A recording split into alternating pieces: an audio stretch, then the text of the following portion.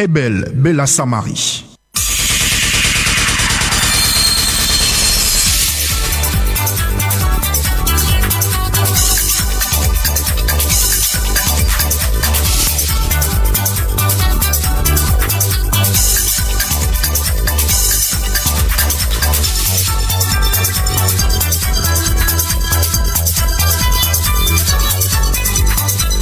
Good afternoon, beautiful people. It is Wednesday, April the 14th, 2021.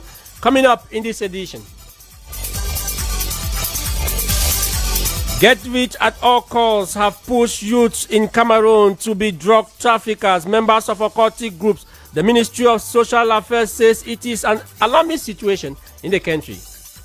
We have found during the last 3 months this number of children being involved in maladjusted behavior. The phenomenon exists. No, we cannot reject it.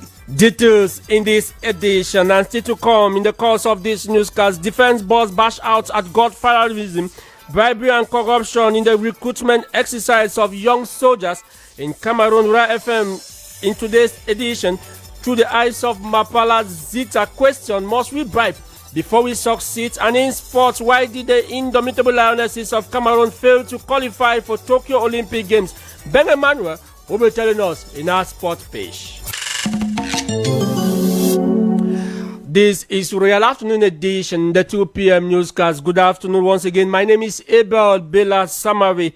The Minister of Social Affairs, Pauline Wengene, has today chaired the first session of the National Commission for the Protection of Children in Moral Danger, Delinquents and Abandoned Kids. The discussion also centered on how to contain these children from addiction and educate them against involvement in magic religion activities.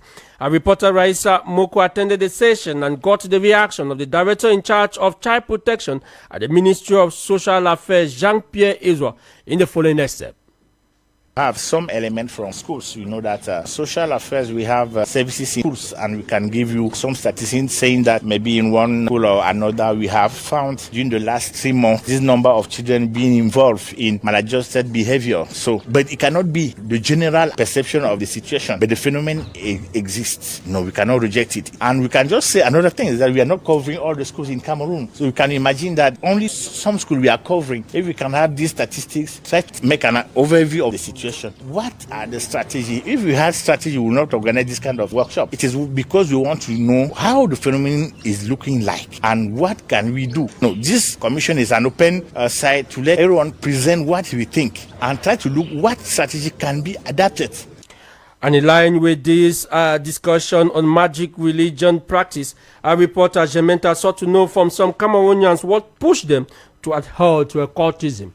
Take a listen to her report. Social media and society as a whole, in one way or another, enhance children to turn their mind on magic religious practices, as this Cameroonian outlines some factors that encourages their youth to adhere to such practices. What can push people to occultism? Just 3 words: power, money, and fame.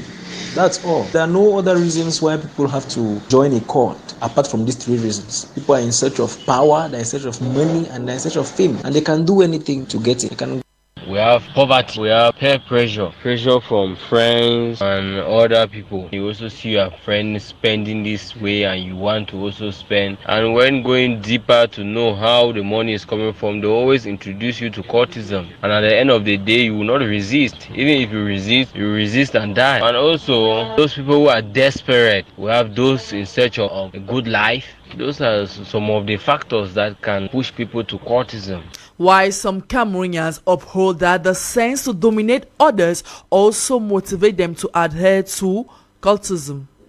Well, cultism, I think the factors that can push people into it, probably youthful delinquency, the sense to dominate others, rascality, poverty, and just social mishaps, in the society. So all this and a host of others can lead people into cultism.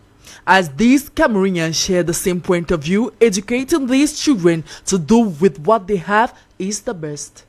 Still talking about cultism amongst youths in Cameroon, our reporter Finwi Crispin interviewed Reverend Pastor and a sociologist on what could be the rationale behind youngsters joining cultism. Take a listen to her report. Reverend Pastor Elvis Samari is the association pastor of Yaoundé East of the Cameroon Baptist Convention. He says the rise in occultic practices among youth can be blamed on the society and parents. The rate at which occultism is ravaging our youth is very alarming. If we want to trace the source of it, it can only point back to the context of the society in which such ills are being practiced. If you have a society whereby the elderly are getting themselves into issues that are very unorthodox, then you will have a youth that will do same. Our youth are getting into occultism. It is because the parents were in it, and these parents somehow have passed over to their kids what they themselves have been practicing. According to Reverend Pastor Samari Elvis, only the return of morality into the society can solve this recurrent phenomenon. The solution to this is, first of all, to bring back morality into the society. Morality in terms of quality of those who serve our nation or those who serve in the society. If we have a society whereby for you to occupy a post, they must check your moral background to see how you stand as far as morality is concerned, I think that will help. Didier Demasoso, a clinical psychologist and a mental health expert, says this can be accounted on the fact that youth are too curious. From psychological point of view, the recent behaviors which has characterized a few youth can be understood because youth, or let's say specifically adolescents, are very curious beings. Curiosity does not have a balance. There is not positive curiosity or negative curiosity. So because of their specific nature, youth have this propensity of seeking, wanting to know, experimenting the world. The clinical psychologist ends by outlining some possible remedies. Insofar as much as adolescents are intrinsically and inherently curious, this curiosity has to be guided by responsible parents, responsible adults, and healthy, because it's based on responsible, mentally healthy adults and parents that adolescents, children, infants also become mentally healthy. Without this, we are unavoidably in a society whereby youth, adolescents just mimic what they listen to, what they feel like it's the norm, and that's why we have such behaviors. In a nutshell, both the Reverend Pastor and the psychologist call on parents to have an active role in the lives of their children. Finwick Crispin in that report, and joining me in the studio is our editor-in-chief, Promise Akante. Good afternoon to you, Promise. Good afternoon, Abel. Promise, the rate at which young people are involved in occultic practice and other deviance seems to be increasing so fast, and it is high time some moral values be reinstituted, Promise Akante. Well, the quest for quick cash, the overzealous attitude of wanting to acquire things easily, the spirit of unhealthy competition and wanting to catch up with the fast-moving fashion trend are some of the reasons behind the exponential growth in occultic practices and deviant behaviors amongst our youth. With all what the social media and even mainstream media to an extent have to offer as lofty promises, greedy and lazy youngsters go into terrible practices in quest of quick cash and unmerited luxuries. They are ready to pay terrible prices for what hard work and concentration could as well bring them. Names like Live Well and Die Young, Magic Wallet and what have you have emerged, and with their juicy offers, those with long throats are easily lured over. You will see young people with fancy cars, flashy items, and huge sums of money that under normal circumstances at their age they couldn't possess. And bizarrely enough, those who are supposed to question, guide, and call them to order are rather applauding them and even begging from them. You will see a young person dressed near naked moving in the streets, and those responsible for their upbringing rather applauding them. Whatever happens to moral values? Where has that society which collectively disciplines children gone to? It is time something is done. We return to the old ways of a child belongs to everyone in the society, and the society where we had canes to flock some sense into children. High time discipline is restored. Promise Akante, and equally to add in another story that officers of the Lonkak Gendarmerie Brigade here in Yaoundé are said to have arrested a group of 7 suspected robbers and drug dealers The group of boys were arrested during a raid that took place on April the 12th to the 13th at Carrefour here in Yaoundé. The gendarmerie report says the group of 7 have been terrorizing the population as the sum of 60,000 francs CFA was snapped from a woman around the Wada neighborhood. The suspect had been detained at the Loncac Gendarmerie Brigade pending investigation. It should be noted that the arrest of the gang comes barely days after a group of suspected armed robbers are said to have been arrested at the Mbalade neighborhood, including students of the government high school Mbalade for allegedly selling hard drugs within the school campus. You are listening to Royal Afternoon Edition, the 2 p.m. newscast, and still to come in this edition, we'll talk about corruption in competitive examination throughout the country.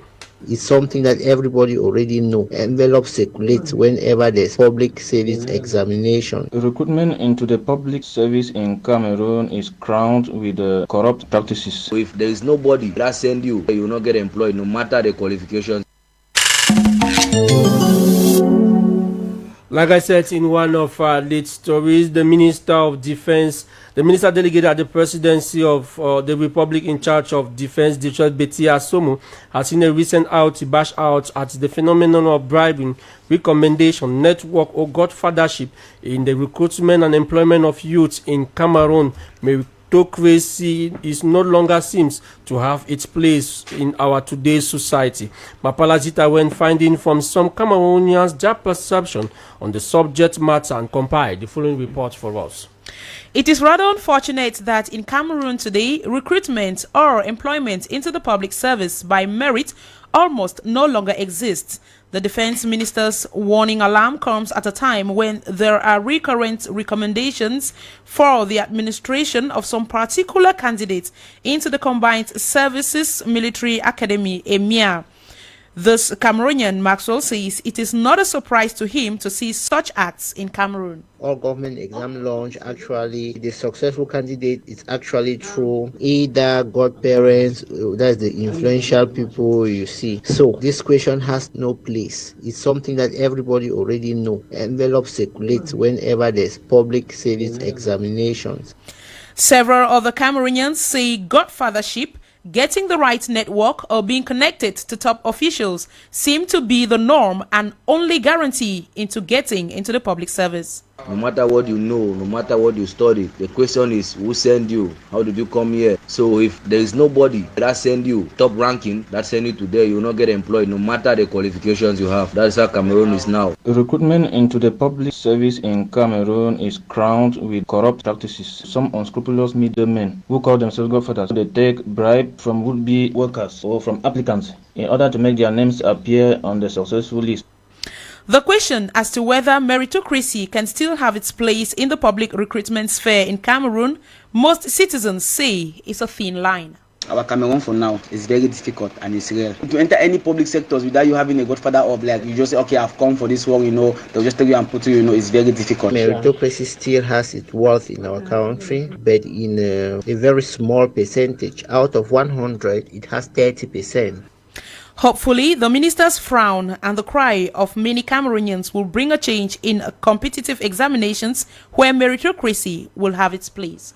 Mapala Zita and Zita equally question a sociologist, Mr. Lukong Tata, who explained what accounts for the fall in meritocracy in our public concours and what can be done to conscientize Cameroonians to give merit a worthy place in our society. Take a listen to this excerpt. In Cameroon, the system has already been blocked. They will publish a concours and you see more than 50,000 people going in for it. And we already have people who are already sure of the fact that their names will be out, and that is bribery and corruption. We have a lot of people out there who are very intelligent and will always make it. But there is this saying that money speaks and people bow. Those with money, they will always go ahead to have that which they do not merit at all. Nowadays, people don't even have hope again in writing concours. Some just go there because of going sake. Let transparency take over the show. When we go in for a concours, we should be able to come out with all the results and There must always be a criteria to select those who are successful. If the Minister of Defense can go online and criticize this act, you know that he himself is crying for help. If you put forth criteria, we will notice at the end that there will be perfect transparency and nothing like bribery will take place.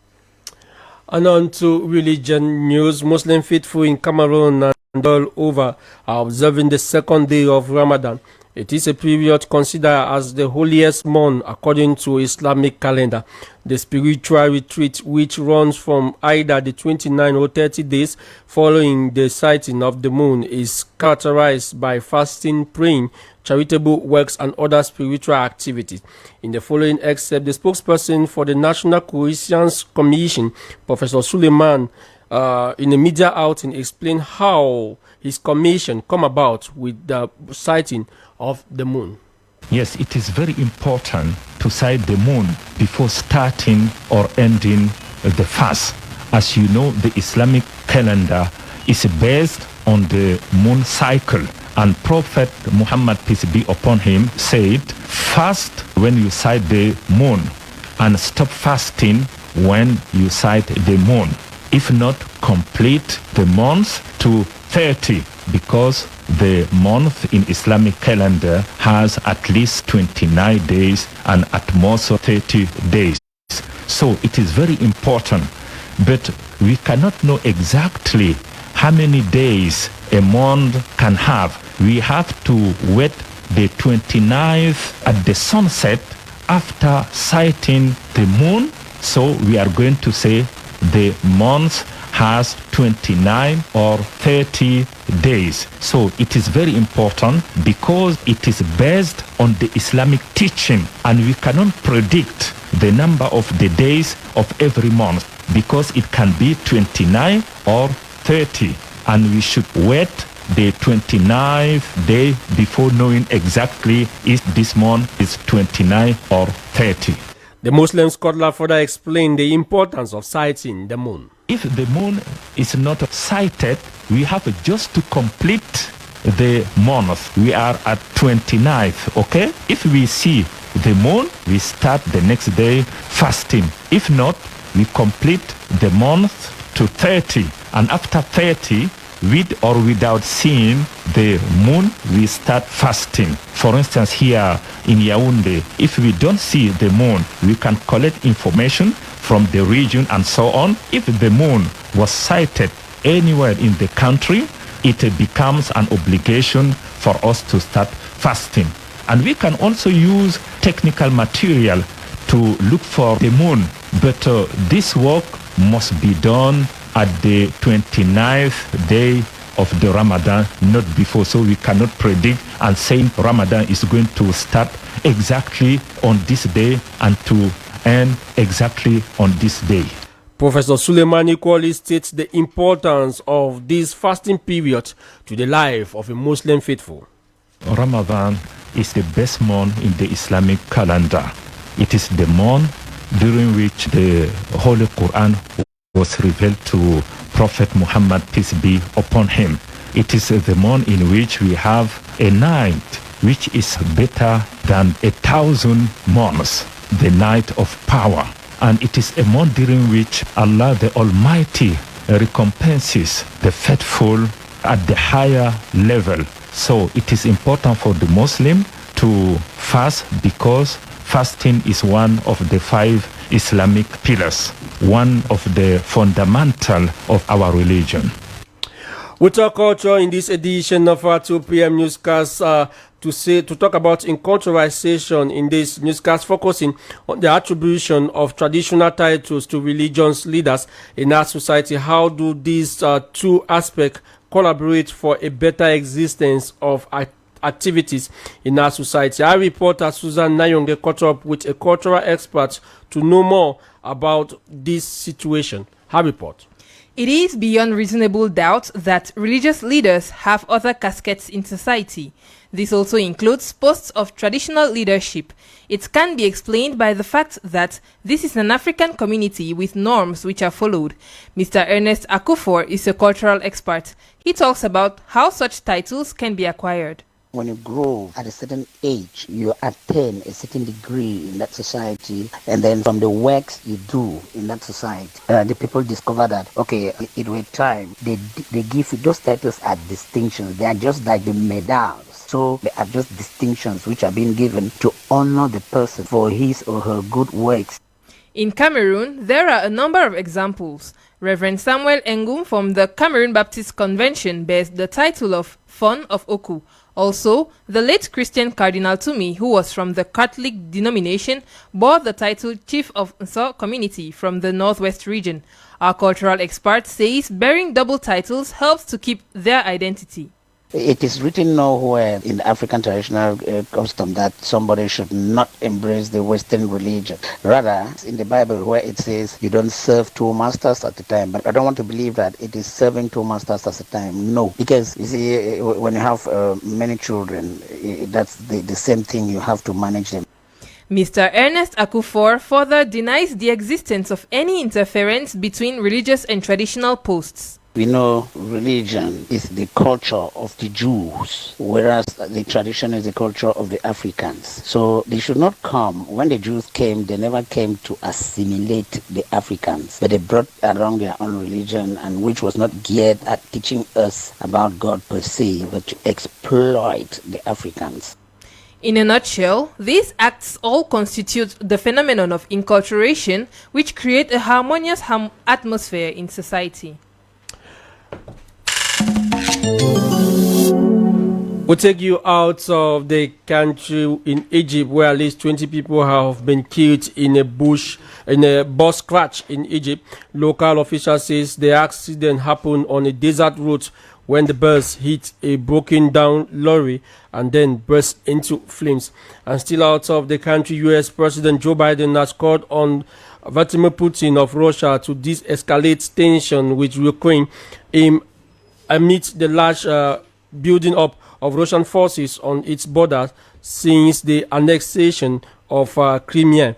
In a telephone call on Tuesday, Biden also proposed a meeting in a third country in the coming months, potentially setting up the first U.S.-Russia presidential summit since Putin held talks with Donald Trump in Helsinki in 2018. We'll come back to talk sport.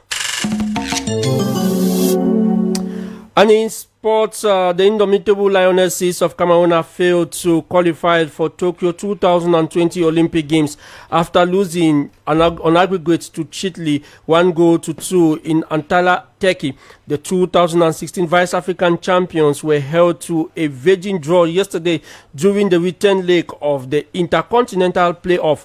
Chile, who beat Cameroon 2-1 during the first leg, made history by qualifying for the first ever Olympic game. The Lionesses' defeat hasn't been a big surprise to many. Valentine Bambok is one of those. He has been following the build-up to Turkey and now has this to say. I already saw this coming when the Indomitable Lionesses failed to pick up a ticket against Zambia. Zambia is a nation that, when you compare the strength of Cameroon to theirs in football, the Indomitable Lionesses are over them on the African continent. And when another opportunity came up in this intercontinental match against Chile, I did not see the Lionesses winning. The game was postponed a couple of times, and over 18 months after postponement, finally staged in Turkey, I thought the Lionesses were going to get the results. When I saw the list put off by Alain Jumfa, I was very much uncomfortable with the number of local players based in that squad. He brought in the home-based players, the likes of Ajara, Abu Diongene, and my confidence in the squad grew. But after the first game that they played on Saturday the 10th, I knew that it was done and dusted for the Indomitable Lionesses. And yesterday's game, drawing 0-0, was just a confirmation of that fact. I think that for any team, you must capitalize on your first chance. If you have a chance to qualify, to pick up a direct qualification in Africa, why not pick it up? Why wait to an intercontinental competition? Valentine Bambok speaking there to our own Ben Emmanuel Kum, who is now joining me in the studio. Good afternoon to you, Emmanuel.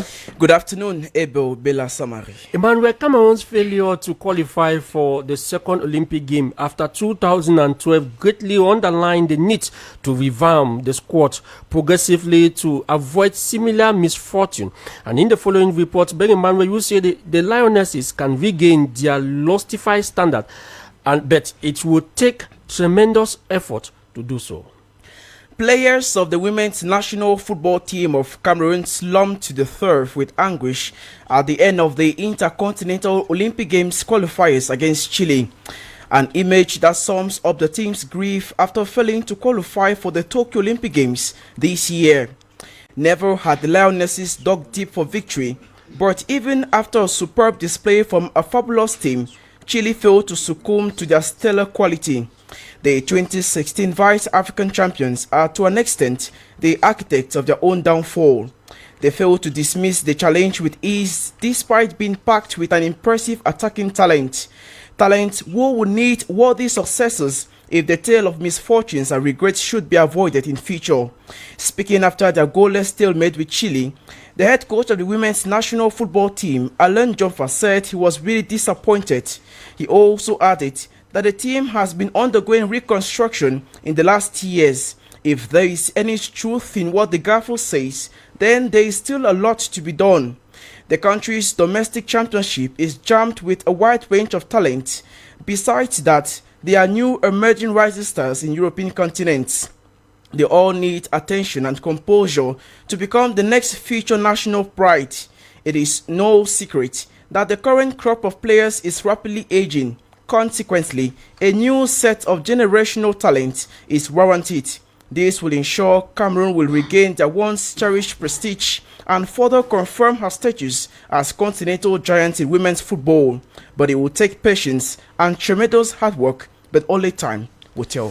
Thank you very much, Mbeng Emmanuel. Only time will tell. To add to your story, we'll talk about the European Champions League, where Paris Saint-Germain have knocked out reigning European champion Bayern of Munich despite losing in the quarter-final return leg game at home. Cameroon international Eric Maxime Choupo-Moting scored a lone goal, but was not enough to enable the German qualify for the semis.